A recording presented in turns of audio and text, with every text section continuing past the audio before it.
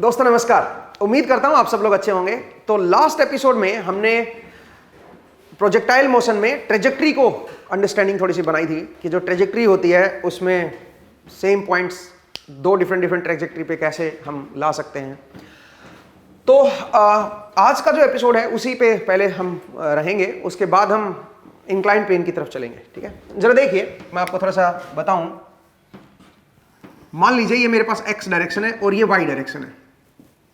अगर मैं कोई बॉल को थ्रो कर रहा हूं तो मैंने बॉल को ऐसे थ्रो किया, ठीक है, और मेरे पास जो वेलोसिटी थी वो थी V naught. V naught velocity से मैंने इसको थ्रो किया है इस तरफ कुछ θ1 एंगल पे, और मेरे पास यहां पे कोई पॉइंट है। मैं यही पॉइंट किसी दूसरी ट्रेजेक्ट्री पे भी लाना चाहता हूं और वेलोसिटी सेम रखना चाह रहा हूं। मतलब मैं बॉल को फिर से थ्रो कर रहा हूं, ठीक है, मैं फिर से बॉल को थ्रो कर रहा हूं और मैंने इस तरह से थ्रो किया बॉल को। तो ये जो पॉइंट है ये जरा नोटिस कीजिए। अच्छा, मेरी वेलोसिटी जो है वी नॉट ही है। वेलोसिटी फिर से मैंने वी नॉट रखी है इस तरफ, ठीक है, ये मेरी वेलोसिटी है वी नॉट। बट इस बार जो मैं फायर कर रहा हूं वो या थ्रो कर रहा हूं θ2 एंगल पे थ्रो कर रहा हूं। सेम पॉइंट, यही पॉइंट जो पहली वाली ट्रेजेक्ट्री पे लाई कर रहा था वही दूसरी ट्रेजेक्ट्री पे भी लाई कर रहा है। तो अगर आप चाहते हो कि सेम पॉइंट दो ट्रेजेक्ट्री पे लाई करे तो सेम वेलोसिटी से दो डिफरेंट एंगल पे आपको थ्रो करना पड़ेगा। इन दोनों एंगल के बीच का जो डिफरेंस है वो ऐसा नहीं कि भाई θ2 और θ1 की जो रिलेशन है θ1 इज इक्वल टू 90 माइनस θ2, ये रिलेशन जो है ये बराबर नहीं होगी भाई, ये इन जनरल ट्रू नहीं है। बट अगर ये जो पॉइंट होता ये बिल्कुल यहां पे होता, जिस जो क्रॉस सेक्शन वाला पॉइंट है दो डिफरेंट ट्रेजेक्ट्रीज का, अगर ये पॉइंट बिल्कुल यहां पे होता तो फिर ये रिलेशन वैलिड हो जाती, ठीक है, ध्यान दीजिएगा। ये हमने लास्ट एपिसोड में देखा था और इसकी इक्वेशन क्या आएंगी वो हमने देखा था और इसके ऊपर एक क्वेश्चन भी हमने सोल्व किया था। आज का जो एपिसोड है वो मैं थोड़ा सा एक दो क्वेश्चन और करवाना चाह रहा हूं आपको, उनके ऊपर है। जरा देखिए क्या क्वेश्चन है। सबसे पहले थोड़ा सा इसकी और अंडरस्टैंडिंग बना लेते हैं, उसके बाद हम आएंगे। जरा देखिए दोस्तों, मैं क्या कर रहा हूं, मैं एक बॉल को थ्रो कर रहा हूं। ये मेरी मान लीजिए कुछ हाइट है, यहां से मैं बॉल को थ्रो कर रहा हूं और यहां पे मेरा एक फ्रेंड है जो बॉल को कैच कर रहा है। इधर मेरा एक फ्रेंड है जो बॉल को कैच कर रहा है सेम लेवल पे। तो मैंने बॉल को थ्रो किया और यहां पे इसने कैच कर लिया और मेरी वेलोसिटी जो है वो मान लीजिए 10 मीटर पर सेकेंड है, ठीक है। अब मैंने क्या किया, अब मैंने एक और एंगल पे बॉल को थ्रो किया, सेम वेलोसिटी से 10 मीटर पर सेकेंड से ही मैंने फिर से बॉल को थ्रो किया एक डिफरेंट एंगल पे। सोचिए ये एंगल है θ1 और ये एंगल है मेरा θ2, ठीक है। एक और बॉल को थ्रो किया है सेम वेलोसिटी से डिफरेंट एंगल पे और ये यहीं पे लैंड करनी चाहिए बॉल। मैं क्या जानना चाहता हूं, मैं ये चाहता हूं कि ये दोनों बॉल मेरे फ्रेंड को सेम टाइम पे मिले, दोनों बॉल मेरे फ्रेंड को सेम टाइम पे आए एक साथ दोनों। तो मुझे ये बताना है कि यहां पे जो मैं बॉल को थ्रो करूंगा उनमें कितना गैप रखना पड़ेगा मुझे, क्योंकि आपको मैंने बताया था लास्ट क्लास में कि यहां से जो बॉल यहां से लॉन्च हुई है और यहां पे जब रिसीव होगी बॉल, इसमें जो टाइम लगेगा और इसमें जो टाइम लगेगा वो डिफरेंट टाइम होगा। इसमें अगर यहां से यहां तक का टाइम t1 है तो यहां से यहां तक का टाइम फिर t2 होगा, डिफरेंट टाइम होगा। बट मैं क्या चाहता हूं, मैं चाहता हूं यहां पे जो लैंड करे वो इंस्टेंट दोनों बॉल के लिए सेम हो। तो ऑब्वियसली जिस इंस्टेंट पे आप यहां पे लैंड कराना चाहते हो, कैच कराना चाहते हो अपने फ्रेंड से, वो इंस्टेंट दोनों बॉल के लिए सेम रखना चाहते हो, तो यहां पे आपको क्या करना पड़ेगा, फिर यहां पे बॉल आपको डिफरेंट इंस्टेंट पे फेंकनी होगी। मैं जानना चाह रहा हूं कितना गैप रखना पड़ेगा मुझे, कितने सेकंड का गैप रखना पड़ेगा कि बॉल जो है वो मेरी सेम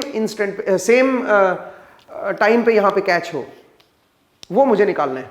तो एक काम करते हैं, यहां से यहां तक का टाइम निकाल लेते हैं इस ट्रेजेक्ट्री के थ्रू और इस ट्रेजेक्ट्री के थ्रू टाइम निकाल लेते हैं, दोनों में देख लेते हैं कितना डिफरेंस है।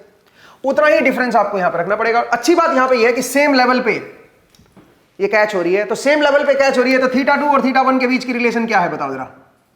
थीटा 2 इज इक्वल टू क्या होगा, या थीटा 1 जो छोटे वाला एंगल है, थीटा 1 इज इक्वल टू क्या होगा 90 माइनस थीटा 2 आप कर सकते हो। ठीक है,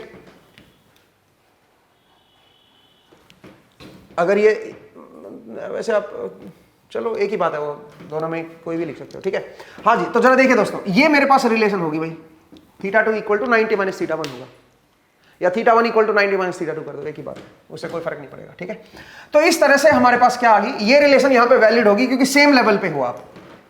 अब सवाल ये उठता है कि पहले वाले में टाइम कितना लगेगा, तो पहले वाले में टाइम कितना लगेगा, क्योंकि सेम लेवल पे हो तो जो टी आर टाइम होता है वो आप जानते हो 2v0 sine theta divide by g, ये लगता है।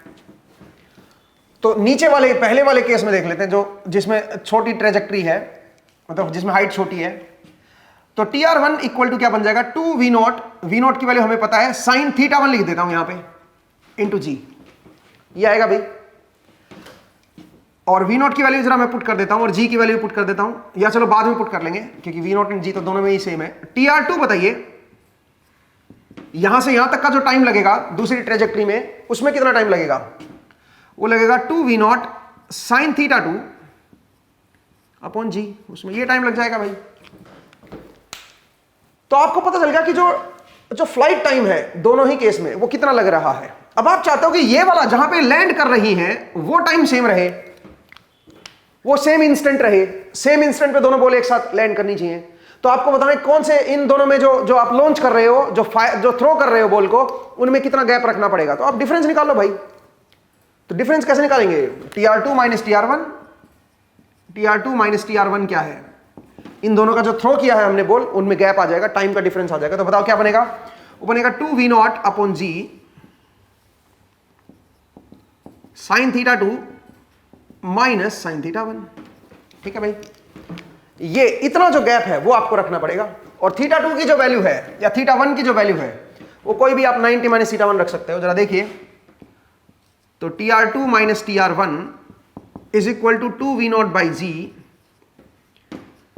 साइन थीटा 2 माइनस, यहां पे क्या लिखोगे, साइन ऑफ, बताइए क्या लिखे बताओ, 90 माइनस क्या कर दो थीटा 2 कर दो। थीटा 1 इज 90 माइनस थीटा 2, या थीटा 2 को 90 माइनस थीटा 1 भी कर सकते हो भाई। ठीक है, एक ही बात है, कोई भी आप ऐसे लिख सकते हो। तो आप बताओ यहां से क्या बन गया, ये बन गया 2v0, तो 2v0 20 बन गया अपॉन 9.81 साइन थीटा 2 माइनस क्या बनेगा बताओ जरा, cos theta 2, sign theta 2 minus cos theta 2। ये मेरे पास क्या आ गया, डेल्टा टी। इतना टाइम का गैप आपको रखना पड़ेगा। इसका मतलब आपको थीटा 2 पता होना चाहिए, तभी आप कर पाओगे। अब थीटा 2 तो नहीं पता, तो क्या करें, या फिर आपको डिस्टेंस पता होनी चाहिए कि कितनी डिस्टेंस है दोनों दोस्त के बीच, सो दैट आप थीटा 2 या थीटा 1 निकाल सको, तभी आप इसको सोल्व कर पाओगे ना प्रॉपर। तो खैर मैंने एक इंफॉर्मेशन दी नहीं, तो कोई बात नहीं, आप यहां तक अब लिख लो ना। ठीक है, ये जो है ये मेरा टाइम का डिफरेंस है, इतना डिफरेंस आपको रखना पड़ेगा। बॉल को जो अब आप थ्रो कर रहे हो तो इतना डिफरेंस आपको रखना पड़ेगा, सो दैट दोनों बॉल एक ही इंस्टेंट पे यहां पे आए। ठीक है, ये तो आसान प्रॉब्लम थी।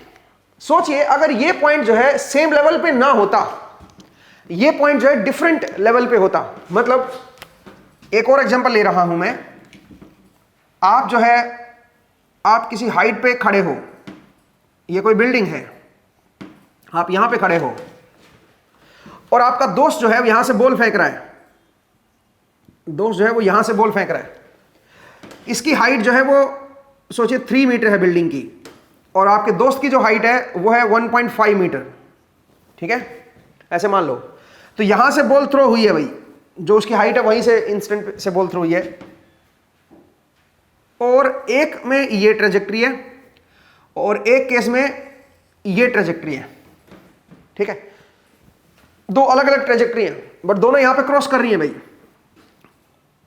यहां पे मान लीजिए मैं ओरिजिन मान लेता हूं, तो ये जो डिस्टेंस है ये है मेरे पास 2 मीटर, या मे भी आप बोल दो कि ये जो है 5 मीटर है, 5 मीटर की डिस्टेंस है ये, और बेहतर होगा इसको 3.5 ले लो आप, 3.5 मीटर, क्योंकि आसान रहेगा ना 1.5 एंड 3.5 डिफरेंस देखना आसान रहेगा। डिस्प्लेसमेंट y में डायरेक्टली निकाल सकते हो आप। अच्छा, दोनों केस में जो वेलोसिटी है वो आपको दे रखी है 10 मीटर पर सेकेंड। दोनों केस में वेलोसिटी दे रखी है 10 मीटर पर सेकेंड और दो बॉल थ्रो की हैं। एक θ1 एंगल पे हॉरिजॉन्टल के साथ θ1 एंगल बन रहा है और एक में क्या बन रहा है बताओ, θ2 एंगल बन रहा है। एक में θ1 एंगल है, एक में θ2 एंगल है। और आप चाहते हो कि दोनों बॉल एक ही टाइम पे यहां पे लोकेट हों, एक ही टाइम पे दोनों बॉल यहां पे रीच करें। आपको बताना है कितना टाइम डिफरेंस रखना पड़ेगा आपको यहां पे एक बॉल से दूसरी बॉल के बीच में। ठीक है, ऑब्वियसली ऊपर वाली जो ट्रेजेक्ट्री है वो लंबी है तो ये ज्यादा समय लेगी। ठीक है, इसमें टाइम मान लीजिए t2 है, t2 टाइम ले रहा है और यहां पे टाइम मान लीजिए t1 ले रहा है। तो आप बताओ इन दोनों में डिफरेंस क्या होगा। जितना दोनों में डिफरेंस होगा उतना ही डिफरेंस आपको यहां पे मेंटेन करना पड़ेगा, सो दैट दोनों बॉल क्या हो, एक टाइम पे यहां पे लोकेट हो जाए। एक बॉल आपने थ्रो की, फिर दूसरी बॉल थ्रो कर रहे हो, तो दूसरी बॉल को थोड़ा रुक के करो ना। जैसे आपने क्या किया, पहले ये बॉल थ्रो की ऊपर वाली, पहले ये वाली करनी पड़ेगी क्योंकि जिसमें ज्यादा समय लग रहा होगा पहले वो थ्रो करनी पड़ेगी ना, उसके बाद ही तो नीचे वाली थ्रो करोगे। बोलिए भाई, ठीक है। जैसे कि हमने यहां पे देखा, यहां पे TR2 माइनस TR1 किया ना, तो TR2 मतलब ये वाला है ऊपर वाला, इसमें टाइम लगेगा TR2, ठीक है। इसमें ज्यादा समय लगेगा भाई, जो क्योंकि ट्रेजेक्ट्री लंबी है। ठीक है, TR2 माइनस TR1, यहां पे TR1 है। ठीक है, इसमें कम समय लगेगा। इसका मतलब इसको बाद में फेंकिए, पहले इसको फेंकना पड़ेगा सो दैट आपको गैप मिल जाए समय का। पहले फेंक दिया, फिर आपके पास गैप आ गया, आपने बॉल उठाई दूसरी, थोड़ा सा रुके और फिर दूसरी बॉल फेंकी अलग एंगल पे, तो वो जल्दी पहुंचनी चाहिए क्योंकि वो पहले फेंक चुके हो आप, दूसरी जल्दी पहुंचनी चाहिए। तो आपको फिर, और वेलोसिटी सेम है दोनों की, तो आपको फिर एक डिफरेंट एंगल पे फेंकना पड़ेगा उसको, सो दैट सेम इंस्टेंट पे लोकेट हो जाए। ऐसे ही यहां पे देखिए, यहां पे ट्रेजेक्ट्री क्योंकि ये ज्यादा है, ठीक है भाई, ये वाली ट्रेजेक्ट्री मेरी क्या है, ज्यादा है, तो इसमें बड़ा टाइम लगेगा t2। तो मुझे बताना है ट्रेजेक्ट्री में जो टाइम का डिफरेंस है वो कितना है। अगर ये आ जाए तो मैं बता सकता हूं कि कितने टाइम के डिफरेंस के बाद मुझे दूसरी बॉल को थ्रो करना है। पहले इसको फेंक दो, फिर दूसरी को फेंको, तो आपको ये पता चलेगा कितने टाइम के बाद मैं दूसरी बॉल को फेंकूं कि भाई सेम टाइम पे वो लैंड करे। ठीक है, तो मुझे उम्मीद है आपको ये समझ आया। तो लेकिन करेंगे कैसे इस क्वेश्चन को। अब यहां पे ये सवाल जो है इसको करेंगे कैसे। एक θ1 है, एक θ2 है, टाइम का डिफरेंस निकालना है। कैसे करेंगे दोस्तों। अगर समहाउ मैं θ1 θ2 निकाल लूं ना तो क्वेश्चन हो जाएगा। कैसे, जरा देखिए दोस्तों। मैं जानता हूं यहां पे लैंड होनी है बॉल, तो y में डिस्प्लेसमेंट कितनी है और x में डिस्प्लेसमेंट कितनी है। x में डिस्प्लेसमेंट है 5, तो पहले x के लिए सोल्व कर लेते हैं। x इज इक्वल टू क्या होगा बताओ जरा, v0। पहले केस में होगा cos θ1 इंटू टाइम कितना लग रहा है पहले में t2 टाइम में यहां पे पहुंचा है ना, तो पहले केस में t2 टाइम में x में कितना डिस्प्लेस होगा 5, और पहले x की तरफ जो वेलोसिटी है वो कितनी है, v2 cos θ2 आएगा भी पहले के ये वाले केस में θ2 एंगल है ना, तो v2 cos θ2 इधर वेलोसिटी है और t2 टाइम लग रहा है इसको, तो यहां तक पहुंचने में क्या होगा, v0 cos θ2 इंटू t2, ये आ जाएगा आपके पास 5। दूसरे केस में देखिए, दूसरे केस में भी डिस्प्लेसमेंट x की तरफ 5 ही है, वेलोसिटी मेरी v0 ही है, cos θ1 इंटू t1, ये आ गया। अगर समहाउ मैं θ1 और θ2 की वैल्यू को कैलकुलेट कर लूं तो फिर ये डिफरेंस निकालना मेरे लिए आसान हो जाएगा। यहां से t2 आ जाएगा, यहां से t1 आ जाएगा, फिर दोनों का डिफरेंस निकाल लूंगा, और दोनों का डिफरेंस अगर आ गया तो उतना डिफरेंस मुझे यहां पे पैदा रखना पड़ेगा, उतना ही डिफरेंस मुझे यहां पे रखना पड़ेगा एक बॉल से दूसरे बॉल को थ्रो करने में, सो दैट दोनों बॉल एक टाइम पे यहां पे रिसीव हो। आई होप आपको समझ आया कि कैसे करेंगे। और θ1 θ2 कैसे निकालेंगे भाई, ये तो हमने लास्ट एपिसोड में समझाया था आपको कि अगर मैं यहां से पोजीशन देखूं तो यहां पे जो पोजीशन है वो x में 0 है और y में 1.5 है, और यहां पे क्या पोजीशन है, x में 5 है और y में 3.5 है। तो आपको ये पता है कि डेल्टा x क्या है, चेंज इन x में डिस्प्लेसमेंट है 5 और y में डिस्प्लेसमेंट कितनी है, y में डिस्प्लेसमेंट है 2। तो अब जो ट्रेजेक्ट्री की इक्वेशन होती है उसका इस्तेमाल कीजिए। वेलोसिटी आपको दे रखी है 10 मीटर पर सेकंड दोनों केस में, g की वैल्यू आपको पता है, डिस्प्लेसमेंट आपको दे दी है, तो आप क्या कर सकते हो, आप जो है निकाल सकते हो θ1 एंड θ2, दो एंगल निकाल सकते हो जिनके लिए सेम पॉइंट पे आ जाए वो। ठीक है, तो अगर वो एंगल आ गए तो इंस्टेंट भी आ जाएंगे आपके पास, टाइम इंस्टेंट आ जाएंगे। दोनों के बीच का गैप निकाल दो, पता चल जाएगा कि एक बॉल को थ्रो करने के बाद दूसरी बॉल जो थ्रो करोगे वो कितनी देर के बाद आपको थ्रो करनी है, सच दैट दोनों बॉल एक ही टाइम पे यहां पे पहुंचे। ठीक है, मुझे उम्मीद है आपको ये समझ आया। अब आगे बढ़ते हैं दोस्तों, इसको अब आप खुद सोल्व कीजिएगा, कमेंट सेक्शन में बताइए कि कितना डिफरेंस आ रहा है दोनों में। ठीक है, नेक्स्ट जरा देखिए भाई। अच्छा, ये चीज भी पता होनी चाहिए कि कौन सा डिफरेंस निकालना है आपको, T2 माइनस T1 की T1 माइनस T2। ऑब्वियसली जिसकी ट्रेजेक्ट्री लंबी होगी ना, जो लंबा पाथ जो ट्रेवल कर रही होगी वो ज्यादा समय लेगी, तो उसका समय ज्यादा होगा। तो जैसे यहां पे देखो, यहां पे TR2 ये ऊपर वाले का समय था, TR1 नीचे वाले का था, तो इसलिए मैंने TR2 माइनस TR1 किया डिफरेंस निकालने के लिए। अगर उल्टा कर दोगे ना तो नेगेटिव आ जाएगा, तो इधर भी नेगेटिव आ जाएगा, कोई दिक्कत नहीं उससे, नेगेटिव नेगेटिव कट जाएगा, क्योंकि अल्टीमेटली तो आप चेंज देख रहे हो ना, चेंज इधर नेगेटिव है तो इधर भी फिर नेगेटिव आएगा। बट जनरली जो चेंज देखा जाता है टाइम में, अगर चेंज देख रहे हो तो बड़े वाला टाइम माइनस छोटे वाला क्या करो, जिसमें लंबा पाथ है ट्रेजेक्ट्री का उसमें ज्यादा समय लगेगा। ठीक है, आगे बढ़ते हैं दोस्तों। एक और चीज देखिए, एक और चीज देखते हैं।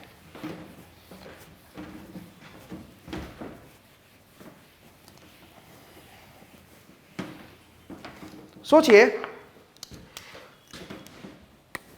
ये मेरी x डायरेक्शन है और ये मेरी y डायरेक्शन है, और आप यहां से बॉल को थ्रो कर रहे हो आपके फ्रेंड की तरफ। आपका फ्रेंड जो है वो कुछ यहां पे बैठा हुआ है, कुछ हाइट पे बैठा हुआ है।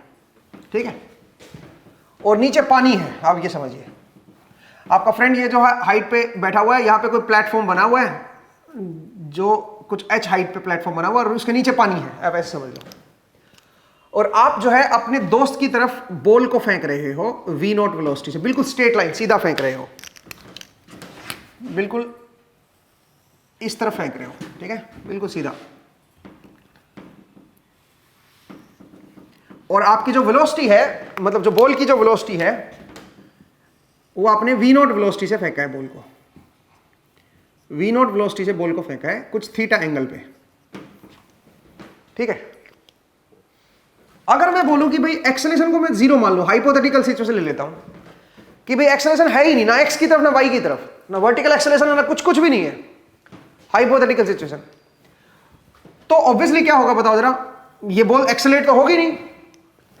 सोचिए t टाइम में आपके बॉल आपके फ्रेंड के हाथ में पहुंच गई है, बिल्कुल सीधा जाएगी बॉल बिल्कुल सीधा जाएगी, क्योंकि एक्सेलरेट नहीं हो रही, ना इधर ना इधर, हाइपोथेटिकल सिचुएशन है। तो इसका मतलब टी टाइम में ये यहां पे पहुंच जाएगी, और जो डिस्प्लेसमेंट होगी टी टाइम में वो होगी v0 इंटू टी, क्योंकि डिस्प्लेसमेंट का फॉर्मूला क्या होता है, ut plus half at square. तो इनिशियल वेलोसिटी v0 है, तो v0 into T plus half at square, ये तो जीरो है मेरा, तो इसका मतलब ये इतना डिस्प्लेस हो जाएगा टी टाइम में। तो टाइम टी पे आपके बॉल के जो बॉल है वो आपके फ्रेंड के हाथ में पहुंच जाएगी, बिल्कुल स्ट्रेट जाएगी बॉल, अगर एक्सेलरेशन नहीं है तो। बट आप जानते हो कि एक्सेलरेशन तो होती है ना, acceleration due to gravity G आएगी भाई, और डाउनवर्ड होगी। तो फिलहाल हमने क्या देखा, हाइपोथेटिकल सिचुएशन, और डिस्प्लेस कितना हुआ v0 इंटू टी। यहां से क्या पता चल जाएगा, यहां से ये पता चल जाएगा कि टी टाइम में बॉल x में कितना डिस्प्लेस हुई है। x में कितना डिस्प्लेस हुई है बताओ, v0 into T cos theta, ये x में डिस्प्लेस हुई है, या आप इसको v0 cos theta into T लिख दो। और y में कितना डिस्प्लेस हुई है, v0 sin theta into T, ये जो है ये y में डिस्प्लेस हुई है। तो मुझे पता चल गया कि टी टाइम में अगर बॉल आपके दोस्त के हाथ में पहुंच रही है तो x में कितना डिस्प्लेस हुई है और y में कितना डिस्प्लेस हुई है। आपको ये हाइट पता चल गई है, अगर आपने थीटा एंगल पे बिल्कुल स्ट्रेट अगर आपने बॉल को फेंका है तो। अब सिचुएशन ऐसी है कि एक्सेलरेशन जो है वो नॉन जीरो होती है भाई, प्रैक्टिकली तो एक्सेलरेशन किसके बराबर होती है, एक्सेलरेशन होती है g के बराबर, और वो भी डाउनवर्ड डायरेक्शन में। तो अगर एक्सेलरेशन को मैं नॉन जीरो लूंगा और बॉल को v0 स्पीड से फेंक रहा हूं, v0 वेलोसिटी से फेंक रहा हूं, बिल्कुल स्ट्रेट सीधा, तो आपका दोस्त भी ये चीज जानता है और आप भी जानते हो कि बॉल जो है यहां पे नहीं जाएगी। अब क्यों, क्योंकि ग्रेविटी उसको खींचेगी, तो उसका मतलब उसका जो मोशन है बॉल का, जो पाथ है वो बदल जाएगा, वो कुछ इस तरह का आएगा। इसका मतलब बॉल अब यहां पे पहुंच ही नहीं पाएगी कभी, अगर नीचे की तरफ एक्सेलरेशन है तो बॉल यहां पे समवेयर यहां पे पहुंचेगी। उसकी डिस्प्लेसमेंट जो है बॉल की ऊपर की तरफ, वो ये नहीं कभी बन पाएगी टी टाइम में। टी टाइम ही देख रहे हो आप, टी टाइम में ही यहां पे पहुंचेगी अभी भी। वो क्यों पहुंचेगी टी टाइम में, जितने टाइम में पहले यहां पे पहुंच रही थी जब एक्सेलरेशन जीरो थी, उतने ही टाइम में अब ये यहां पे पहुंचेगी, उसी लाइन पे पहुंचेगी भाई, आगे नहीं पहुंचेगी। आप बोलोगे सर क्यों? क्योंकि आप खुद सोचिए, अगर v नॉट वेलोसिटी से आप इधर फेंक रहे थे तो x कंपोनेंट वेलोसिटी का क्या था? x कंपोनेंट था v नॉट cos थीटा, और आपने t टाइम ही दिया है, तो t टाइम में पहले भी v not cos theta into t चल रही थी, अब भी कितना चलेगी t टाइम में? v not cos theta into t ही तो चलेगी। इसका मतलब x में जो डिस्टेंस कवर्ड है, x में तो पहले भी एक्सेलरेशन 0 थी, अब भी एक्सेलरेशन 0 है। तो पिछली बार जब a 0 थी तब भी x में इतना ही चल रहा था ये, और अभी भी इतना ही चलेगी ये। तो इसका मतलब जो ये बॉल है t टाइम में पहले यहां पे पहुंच रही थी, अब वो यहां पे पहुंचेगी, इसका मतलब उसी लाइन पे पहुंचेगी दोस्तों। x में जो डिस्प्लेसमेंट है वो सेम रहेगी t टाइम में, ठीक है, उतना ही पहुंचेगी। बट y में जो डिस्प्लेसमेंट है वो पहले ये हो रही थी जब एक्सेलरेशन 0 थी तब, अब ये नहीं होगी। अब जो है अब ये इतनी होगी y में डिस्प्लेसमेंट। तो कितनी होगी y में डिस्प्लेसमेंट t टाइम में, बता सकते हो? ये जो डिस्प्लेसमेंट है, तो मैं इसको बोल सकता हूं डेल्टा y बॉल, बॉल की जो डिस्प्लेसमेंट है वो क्या होगी t टाइम में? वो होगी इनिशियल वेलोसिटी जो ऊपर की तरफ है v not sine theta into t minus half GT square, क्योंकि g मेरा नीचे की तरफ है, मोशन आप ऊपर की तरफ देख रहे हो। तो ये मेरी क्या बनेगी दोस्तों? ये मेरी डिस्प्लेसमेंट आएगी बॉल की, ये आ जाएगा डेल्टा y भी आ जाएगा ऊपर की तरफ। इसके बराबर नहीं आएगा, इसमें से ये माइनस हो गया देखो, ठीक है। अगर ये 0 होती ना तो फिर उतना ही आ जाता, ये यहां पे पहुंच जाती डिस्प्लेसमेंट, बट फिलहाल इतनी डिस्प्लेसमेंट हुई t टाइम में। x में उतना ही रहा, x में जो पहले हो रहा था उतना ही अभी भी आएगा, क्योंकि x में तो पहले भी एक्सेलरेशन ही थी, अभी भी एक्सेलरेशन ही है, तो t टाइम में अभी भी उतना ही डिस्प्लेस होगा। इसीलिए बॉल जो है सेम लाइन पे आई है। अब बॉल की डिस्प्लेसमेंट ये है, तो आपका दोस्त भी जानता है कि बॉल भाई अब मेरे पास नहीं पहुंच पाएगी, क्योंकि g जो है वो 0 नहीं है, a एक्सेलरेशन की वैल्यू 0 नहीं है, तो बॉल जो है मेरे पास नहीं पहुंच पाएगी, तो बॉल जो है वो समवेयर थोड़ा नीचे होगी। लेकिन आपका दोस्त चाहता है कि बॉल को कैच किया जाए, बॉल को कैच करना है भाई उसको, तो क्या करना पड़ेगा आपके दोस्त को? आपके दोस्त को यहां पहुंचना पड़ेगा t टाइम में। ऐसा कब कैसे हो सकता है बताओ? जिस टाइम आपने बॉल को थ्रो किया है t इक्वल टू 0 पे, अगर उसी टाइम आपका दोस्त भी यहां से खुद को ड्रॉप करता, खुद को नीचे की तरफ ड्रॉप कर लेता, ठीक है, तो पक्का बॉल को कैच कर लेता वो। उसको कुछ नहीं करना, जिस टाइम पे आपने फायर किया है, बॉल को थ्रो किया है, उसी टाइम उसने भी नीचे की तरफ जंप करना शुरू कर दिया, क्योंकि नीचे पानी है तो वो जंप कर सकता है। तो इन दिस सिचुएशन बॉल को कैच कर सकता है वो। देखते हैं कर सकता है कि नहीं कर सकता है, देखते हैं कि क्या ऐसा होगा। चलिए देखते हैं।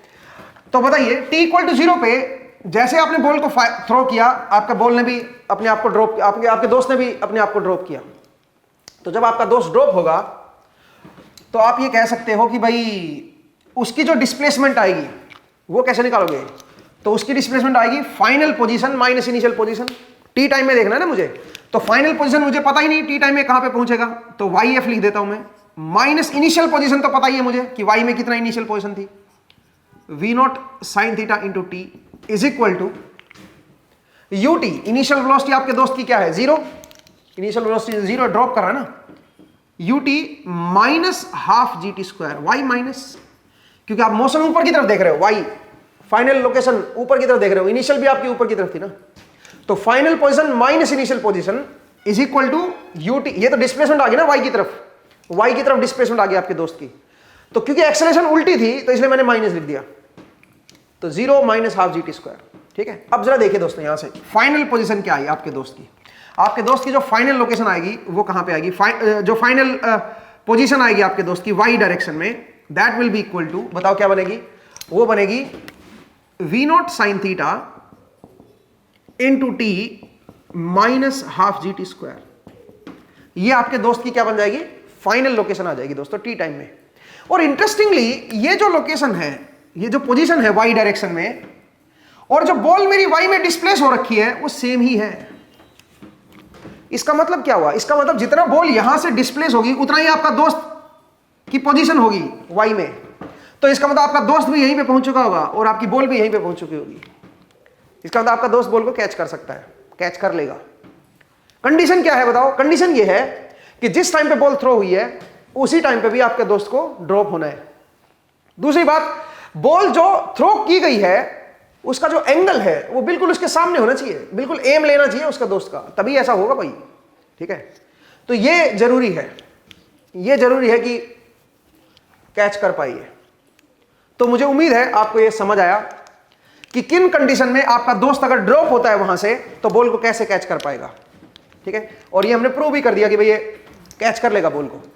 लेकिन एक इंटरेस्टिंग चीज और भी है, क्या अगर आप बॉल को थ्रो कर रहे हो इसी एंगल पे, बट आपकी वेलोसिटी जो है आप कम करते जा रहे हो,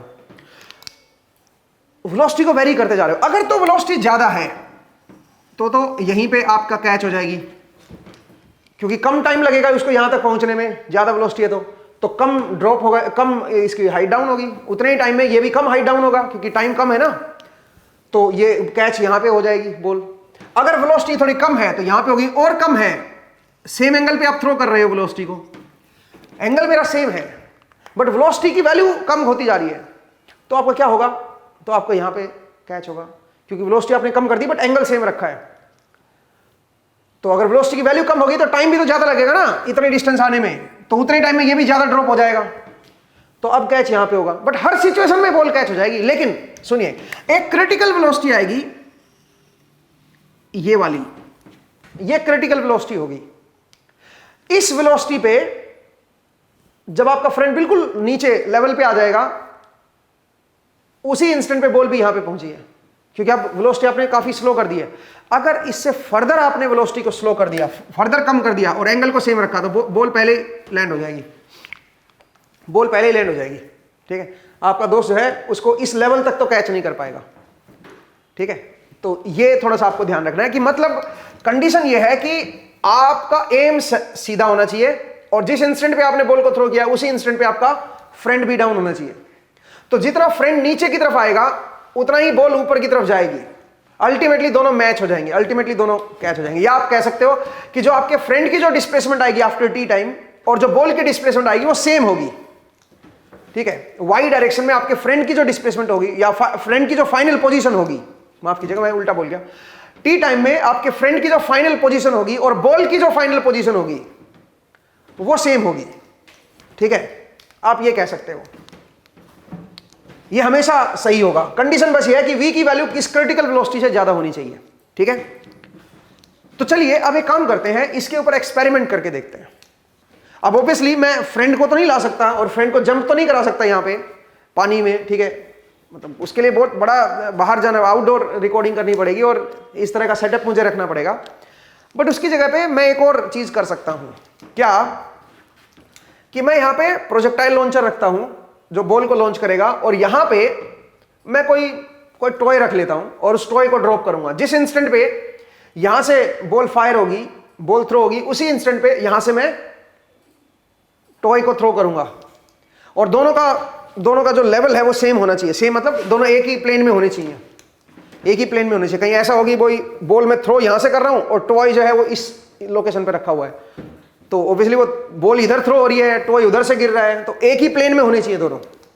तो दोनों को एक ही प्लेन में अगर मैं रखता हूं और इस एंगल को सेम बना लेता हूं समहाउ, और जिस इंस्टेंट पे यहां से मैं थ्रो कर रहा हूं बॉल को, उसी इंस्टेंट पे अगर टॉय भी ड्रॉप हो रहा है, तो बॉल और जो टॉय है दोनों वो टकराने चाहिए भाई, वो दोनों टकराने चाहिए। चलिए जरा करके देखते हैं कि ऐसा है कि नहीं है, तो इस पे एक्सपेरिमेंट परफॉर्म करते हैं। तो दोस्तों यहाँ पे मेरे पास एक्सपेरिमेंट के लिए सेटअप रेडी है, तो मैं पहले थोड़ा सा एक्सपेरिमेंट का सेटअप आपको बता देता हूँ कि किस तरह का है। तो मेरे पास मेरे फ्रेंड हैं और ये जो है ये यहाँ से ड्रॉप होंगे और यहाँ से मैं बॉल को फायर करूँगा प्रोजेक्टाइल लॉन्चर से। दोनों सेम टाइम पे एक्टिविटी होंगी और हमने इन दोनों का एंगल जो है वो सेम सेट कर दिया है। आप बोलेंगे सर एंगल कैसे सेट किया? उसके लिए बड़ा सिंपल सा तरीका है। हमने एक थ्रेड लिया और थ्रेड को एक एक फ्रेंड को बुला के मैंने बोला कि भाई यहाँ से पकड़ लो आप इसको, तो उन्होंने यहाँ से पकड़ा और मैंने यहाँ से ये इसको बिल्कुल नीचे तक लेके गया और इस जो ये रोड है इसकी जो जिस एंगल पे ये फायर होगा उसके साथ मैंने मैच करा दिया इसको, ठीक है। तो अगर ये सेम है इसका मतलब बिल्कुल स्ट्रेट लाइन में है, तो इसका मतलब ये एंगल बिल्कुल सेट है। तो दूसरा चैलेंज था हमारे यहाँ पे एक प्लेन में लाने का। इस जो ड्रॉप होगा ये और ये जो बॉल आएगी ये सेम प्लेन में आनी चाहिए, नहीं तो फिर दिक्कत ये आएगी कि बॉल साइड से निकल जाएगी या इधर से निकल जाएगी। तो उसके लिए हमने क्या किया, नीचे वाले स्केल का इस्तेमाल किया है। इस नीचे वाले स्केल से हमें पता चल गया कि बॉल कितनी आगे है और यहाँ से ये कितना आगे है। तो उसकी हेल्प से हमने फिर इसका एक प्लेन भी हमने सेट कर दिया। ठीक है, तो अब हम क्या करने वाले हैं, अब हम इसको बॉल को फायर करने वाले हैं। देखते हैं कि इनको हिट करेगा कि नहीं। ऑब्वियसली कैच तो नहीं कर सकते, तो इनको हिट करेगा। तो बॉल इनको हिट कर रही है कि नहीं कर रही है, ये अपने को देखना है। ठीक है, दूसरी बात स्पॉन्सरशिप के बारे में बता देता हूँ कि यहाँ पे जो प्रोजेक्टाइल लॉन्चर है वो इंडोसा ने हमें स्पॉन्सर किया है, एंड बाकी जो सारा सेटअप है वो सारा हमें जेबी के लाइट्स ने स्पॉन्सर किया है। तो आप उनका नंबर आपको मिल जाएंगे नीचे डिस्क्रिप्शन में, आप उनसे कांटेक्ट कर सकते हो, और इनकेस अगर आपको रिक्वायरमेंट है किसी इंस्ट्रूमेंट की तो वो भी आप ले सकते हो। ठीक है, तो चलिए दोस्तों ज़रा इसको परफॉर्म करते हैं। तो यहाँ पे मैं अब ज़रा इसको लॉन्च कर रहा हूँ। ठीक है, आई होप आप सब लोग रेडी होंगे। तो चलिए,